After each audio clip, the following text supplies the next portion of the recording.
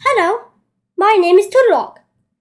This is episode 12 of my series, The Components of Redstone. Today, we're talking about the Sculk Sensor and the Calibrated Sculk Sensor. Today, we are not in our super flat world, and we are instead very deep underground in a amethyst geode, actually. We are going to be needing some amethyst geode, some amethyst shards for something in a few minutes. If you don't know what a geode is, this is basically what it is. It's a big round thing with smooth bars on the outer layer, calcite, then there's amethyst inside, and it's found pretty deep underground. No select bio underground, it's just deep. We are also so this geode is in a specific biome, the deep dark, which is found very deep underground. Very deep, like around deep sea level, as well as being very dark. Except that there's a lava pool, so it's not that dark, but it's usually dark. So there's a thing in this biome, the deep dark, called the Sculk Sensor.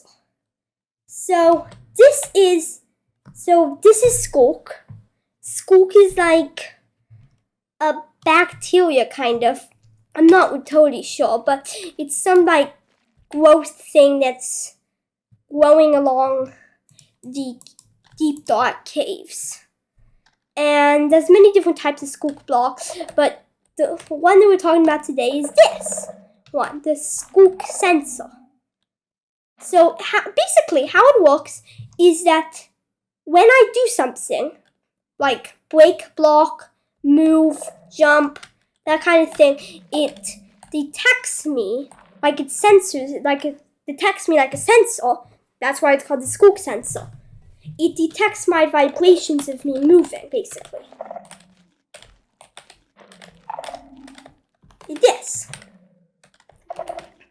And other Sculk sensors, can also detect when another Sculk sensor is moving. So that means if you move and one Sculk sensor finds out that you are there and does this like animation, it lights up. Another Sculk sensor right next to it will detect this Sculk sensor, and basically, you can have like a line of Sculk sensors, and they all detect each other. So basically, it will be like wireless redstone. This stud is in fact considered a redstone block, so it will be able to power your redstone. So if you have a line of them, like this one right here, another one like right over there, it will like have like a line of them, and it'll be wireless redstone, basically. So this is incredibly useful. So this is it showing again. I move and it lights up.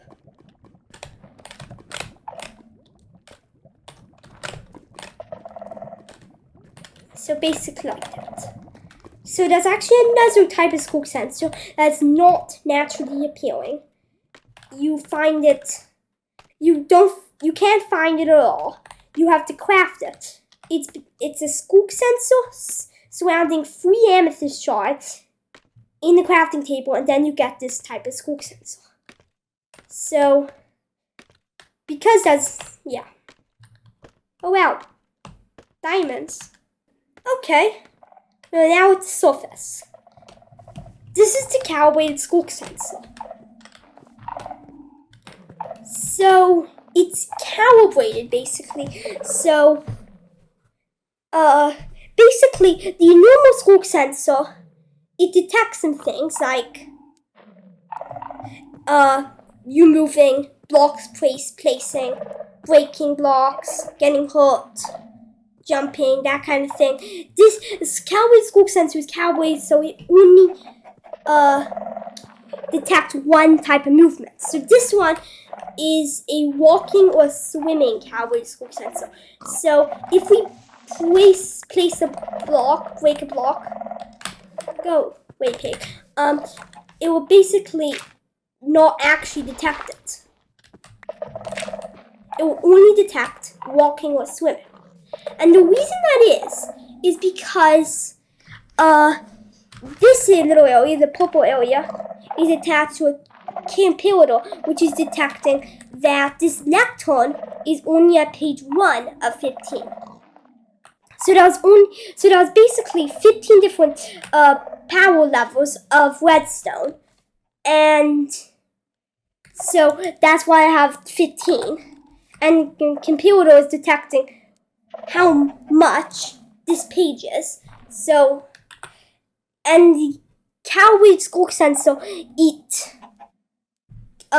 detects the Calibrated Sculk Sensor is calibrated with the signals.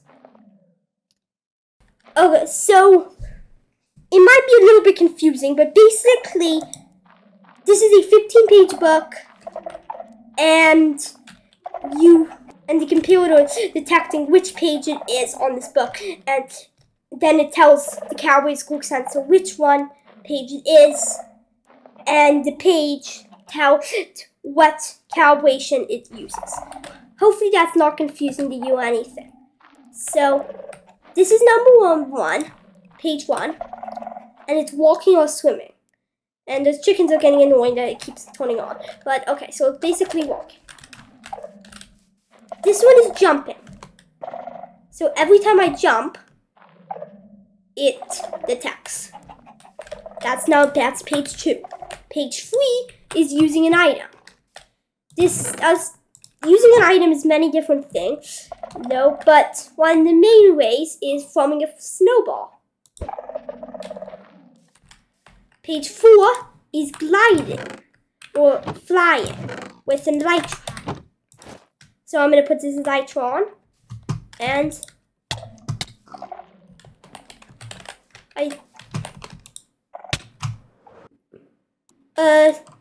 sorry about that, but basically, it's a little bit hard to show. Elytra is so fast, but okay, as you can see, when I'm starting to fly or glide with this, it would detect it with the elytra. Number 5 is equipping armor. So placing this armor on, this may detect. Number 6 is mounting a mob. So this may include a saddle on a pig or a horse. Or it also may include like horse armor on a horse, a chest on a llama, or something like that. Number 7 is taking damage. So I'm getting hit by this cactus, and it detects. Number 8 is eating. Well, can't actually eat right now. I'm not hungry yet, but we'll do that in a few minutes. The block turning off, like a door chest closing, is page 9. So I have this open door, closing it is like that. It's basically like deactivating blocks. A chest closing would also do it. But this is the exact opposite. This is a block turning on. So if I open this door, then it does that. Wait. If you want a door that just automatically closes when you open it, this actually is a good idea. I don't know why. Anyway, so blocks changing is number 11. So that includes many different things, but my example would be giving campfire food, and it just attacked. Number 12 is blocks broken. And next one, number 14, will be blocks placing.